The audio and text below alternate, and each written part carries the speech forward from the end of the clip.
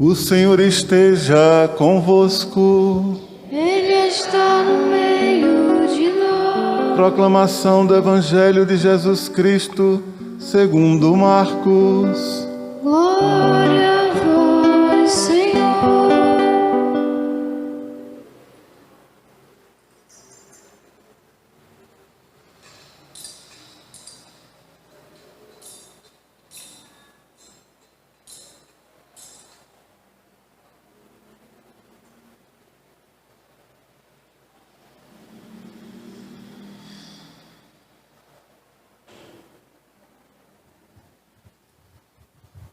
No primeiro dia dos ázimos, quando se imolava o cordeiro pascal, os discípulos disseram a Jesus: onde queres que façamos os preparativos para comeres a Páscoa? Jesus enviou então 2 dos seus discípulos e lhes disse: ide à cidade, um homem carregando um jarro de água virá ao vosso encontro. Segui-o e dizei ao dono da casa que ele entrar. O mestre manda dizer: onde está a sala em que eu vou comer a Páscoa com os meus discípulos? Então ele vos mostrará no andar de cima uma grande sala, arrumada com almofadas. Aí fareis os preparativos para nós. Os discípulos saíram e foram à cidade. Encontraram tudo como Jesus havia dito e prepararam a Páscoa. Enquanto comiam, Jesus tomou o pão e, tendo pronunciado a bênção, partiu e entregou-lhes, dizendo: tomai, isso é meu corpo. Em seguida, tomou o cálice, deu graças, entregou-lhes e todos beberam dele. Jesus lhes disse: isso é meu sangue, o sangue da aliança que é derramado em favor de muitos. Em verdade vos digo, não bebereis mais do fruto da videira, até o dia em que beberei o vinho novo no reino de Deus. Depois de terem cantado o hino, foram para o Monte das Oliveiras.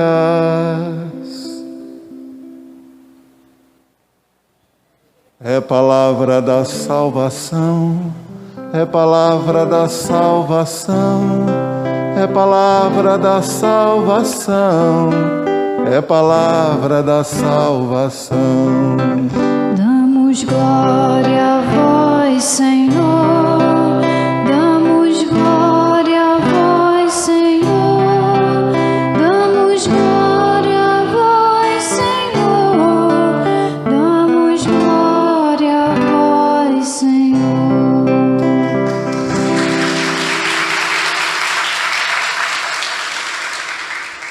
Pelo santo evangelho anunciado, nos sejam perdoados os nossos pecados. Amém.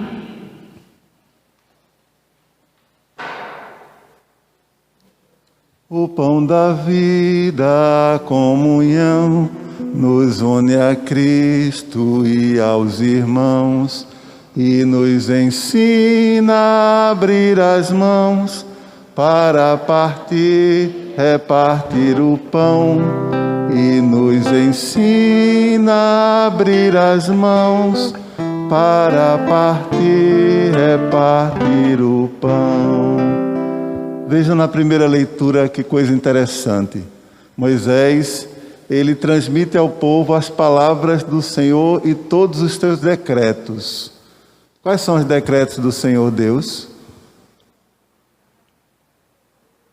Os 10 são decretos? São. Nós devemos obedecê-los? Não são leis? Tem alguém que tenha autoridade para mudar essas leis? Amar a Deus sobre todas as coisas. Tem alguém que possa mudar isso? Agora a gente meio que esquece, não é? É preciso que a gente se esforce em nossa vida para que isso seja feito em nós. Amar a Deus sobre todas as coisas. Mas Jesus nos ensina e dá a plenitude disso quando diz que tudo se resume em amar a Deus sobre todas as coisas e ao próximo como a si mesmo. Por que ele diz que se resume? Porque se a gente vai olhar, não matarás, não roubarás, não cobiçarás a mulher do próximo, não cobiçarás as coisas do próximo, não mentirás, ou seja, não levantarás falso testemunho, e por aí vai. Tudo isso são leis que nos ajudam a bem viver, a viver isso que Jesus diz, que é o resumo disso tudo, amar ao próximo como a si mesmo. Então, se a gente coloca em nossa mente que a gente deve amar a Deus acima de tudo e ao próximo como a si mesmo, porque Jesus nos pediu e disse mais, disse que não tem sentido o primeiro sem o segundo. Tanto é que Deus, Pai, Deus não deu somente um mandamento, não é? Foram 10. Por quê? Porque para Ele, a criação dEle é muito importante. O que Ele criou e viu que era bom, Ele nos deixou para que a gente tomasse conta e prestasse contas a Ele. A gente presta contas a Deus? Presta. Quando a gente chega diante de Deus, e agora também, mas quando a gente chega diante de Deus, se a gente consegue viver o amor, a gente consegue identificar Deus, porque Deus é amor. Estou dizendo isso, por quê? Porque no início, na primeira leitura, tem uma frase que quando Moisés anuncia tudo isso, o povo diz uma frase. Sabe o que é a frase? Faremos tudo o que o Senhor nos disse. Isso lembra a vocês uma coisa, alguma coisa, essa frase? Faremos tudo o que o Senhor nos disse. Tem alguém que pede para que a gente faça isso? Maria, não é? Maria pede como? Fazei tudo o que o meu filho vos disser. Aonde foi? Nas bodas de Caná. Aí nas bodas de Caná, o que é que acontece? O que é que Jesus faz? As pessoas que Maria pede para que façam tudo conforme meu filho vos disser, vão até Jesus. Jesus pede o quê? Enche aquelas talhas com água. E Jesus faz o quê? Transforma a água em vinho. Só que, no transformar a água em vinho, antes disso, ele diz a Maria algo. O que é? Quando ela vai dizer, filho, eles não têm mais vinho. O que é que ele diz? Mulher, minha hora ainda não chegou. Ou seja, Maria, com o seu pedido a Jesus, ela antecipa, Jesus antecipa, dá um gostinho, né? Uma amostra grátis do que ele vai fazer, ou seja, da sua entrega na cruz. A entrega na cruz de Jesus é dizer que o sangue derramado por ele é o verdadeiro vinho. O sangue derramado por ele não precisa mais de sangue do cordeiro. Nós temos aqui, na primeira leitura, algo curioso. Vocês notaram? Na missa, por exemplo, alguém já veio aqui para a missa da quarta-feira, da súplica ardente aos anjos? Levante o braço para eu ver quem já veio. Você, numa outra missa também, você já viu o padre aspergir com água? O que é aspergir? Banhar o povo com água e também os objetos, não é verdade? Só que na primeira leitura, Moisés asperge o povo com sangue. Já pensou se o padre Gustavo de repente desse a louca e resolvesse botar ao invés de água sangue? Ia ser um desmantelo, não ia? Mas essa questão do sangue, que era muito forte, porque eles estavam saindo da escravidão no Egito e sacrificaram um cordeiro, como Deus pediu. Melaram as portas das suas casas com o quê? Com sangue. Para quê? Para que passando o anjo da morte por ali, eles não fossem mortos, eles sobrevivessem. E assim foi feito, e foi através disso que amoleceu o coração do faraó e eles puderam sair do Egito. Amoleceu temporariamente, mas amoleceu. E eles puderam sair do Egito. Então isso marca uma festa conhecida como a festa dos pães ázimos, ou seja, pão sem fermento. Por quê? Porque Deus disse: olha, nessa noite vocês matarão um cordeiro e vocês comerão tudo, toda a carne, tudo, em família. E o sangue mancha na porta. E também vocês deverão comer pão sem fermento. Para quê? Para lembrar que todo ano que vocês saíram da escravidão às pressas. E vocês deverão comer ervas amargas. Para quê? Para lembrar que a escravidão é amarga. A gente nunca deve desejar ser escravo. O outro dia eu estava vendo um vídeo com fotos do tempo da escravidão, sabe? Alguém no passado, no tempo da escravidão, conseguiu tirar fotos. E não é desenho, não, é foto mesmo. Aquelas máquinas grandes, sabe, pesadas. E os donos de engenho, eles chamavam aquela pessoa para e colocavam os escravos ali, tudo ainda direitinho, perfilado, e ele também, e eles tiravam as fotos para mostrar para os outros como eles eram poderosos e quantos escravos eles tinham. Mas não queriam mostrar a maldade, mostravam somente que tinham muitos escravos. Mas a pessoa que estava mostrando hoje no vídeo essas fotos, pedia para que a gente que estivesse vendo observasse o olhar daquelas mulheres, daqueles homens, daquelas crianças. E quando eu olhava, dava dor no coração, sabe? O olhar de tristeza, de desalento. Então, os judeus viviam os hebreus viviam nessa tristeza, nesse desalento que é a escravidão. E nós também, muitas vezes não, nós vivemos na escravidão do pecado. O pecado nos escraviza, nos entristece, nos aprisiona, não nos liberta. Mas, como disse no início, a misericórdia e o amor de Deus é bem maior do que o nosso pecado, não é? Então o sangue derramado na cruz foi em vão? Foi em vão? Não. Por mais que a gente olhe no mundo e veja absurdos que a gente é capaz de fazer, porque a gente aponta para os outros, mas todos nós, pecadores, somos capazes, somos responsáveis pelas coisas que estão acontecendo no mundo. Cada vez que a gente é solidário, misericordioso, a gente é como se a gente iluminasse e apresentasse Jesus Cristo para o mundo. Cada vez que a gente se omite, cada vez que a gente ri, cada vez que a gente é indiferente à dor, ao sofrimento dos outros, a gente apresenta as trevas do nosso pecado.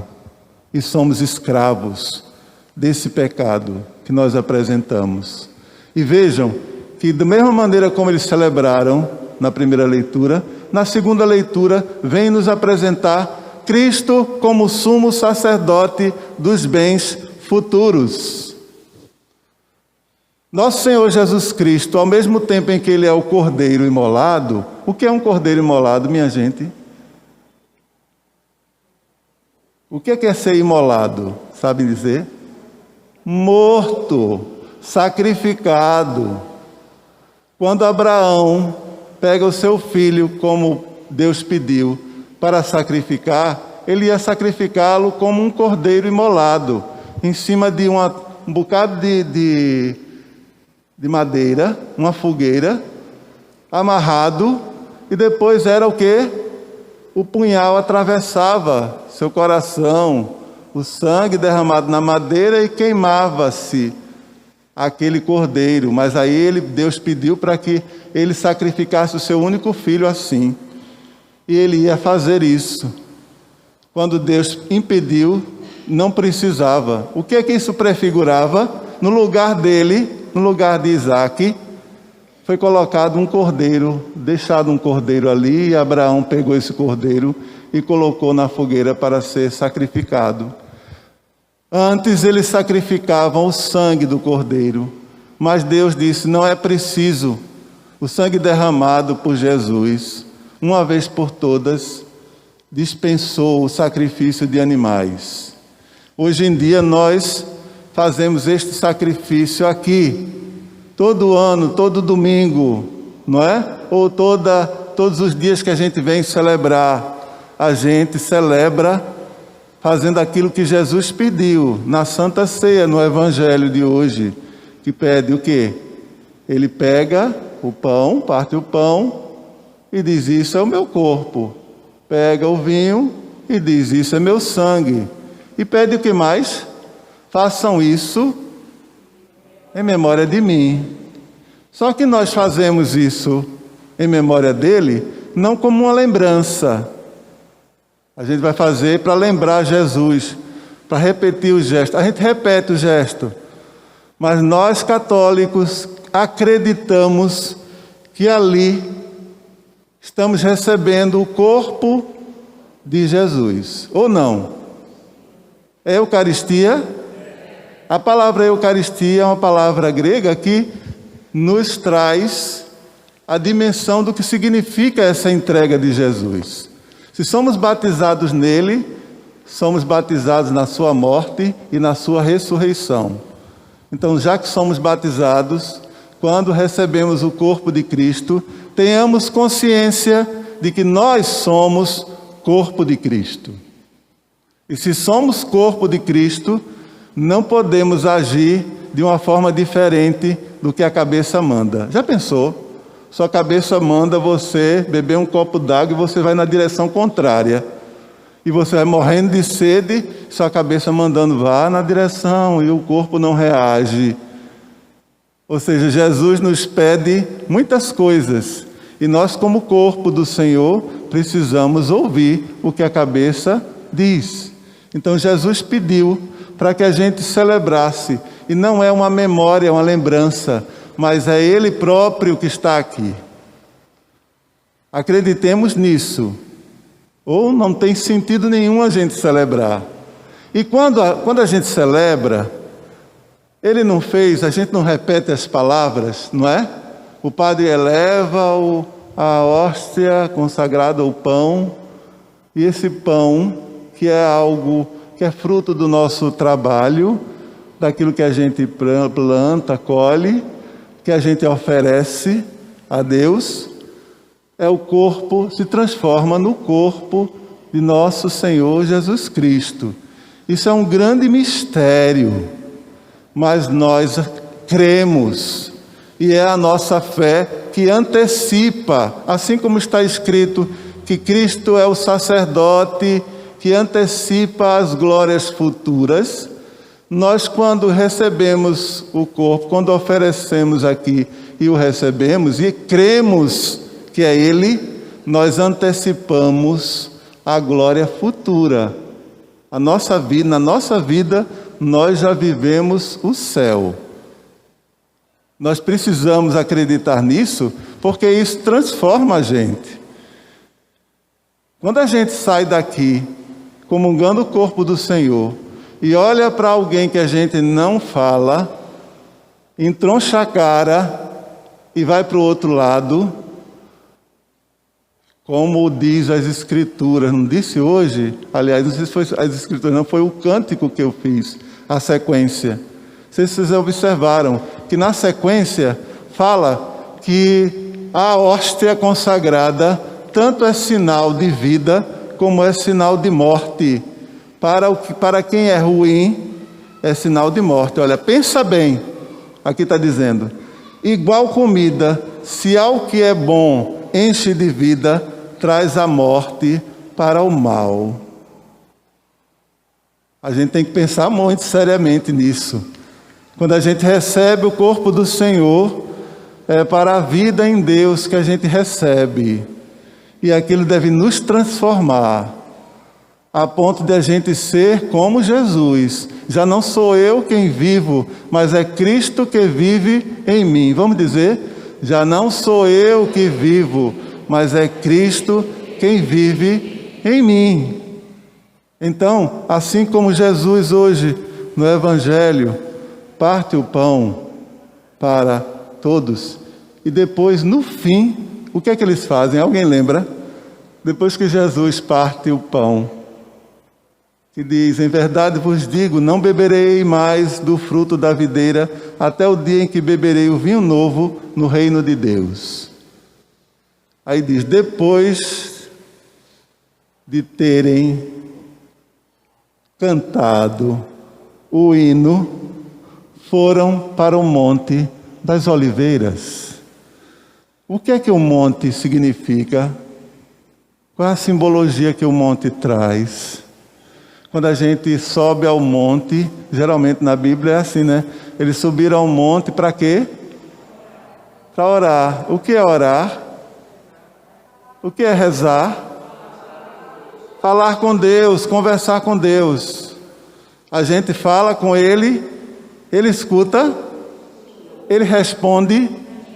É preciso que a gente escute quando Ele responde.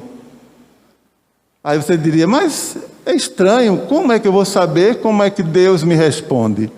Se você pediu algo, ou se você falou algo a Deus, Ele escutou e Ele vai responder na tua vida. É preciso que você suba ao monte, até para ouvir a resposta. O subir ao monte é ter um contato íntimo com Deus. E não quer dizer que a gente subindo ao monte, a gente vai esquecer da terra. Quando a gente sobe ao monte, a gente não esquece do nosso chão, não. A gente sobe ao monte para ver exatamente bem melhor o nosso chão. Quando a gente conversa com Deus, a gente conversa com Ele para Ele mostrar a nossa vida, verdadeiramente como ela é. Então, quando Jesus disse sobre o vinho, quando Jesus se entregou, todos cantaram um hino, que significa alegria, e depois eles foram subir ao monte para enxergar a sua vida melhor. Então, meus irmãos e irmãs, hoje nós celebramos o corpo e o sangue de nosso Senhor Jesus Cristo.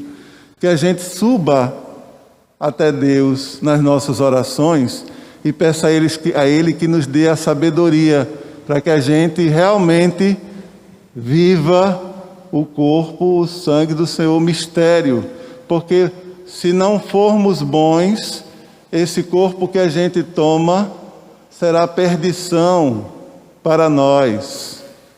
Se formos maus na vida, Deus é bom, misericordioso, mas Ele espera de nós.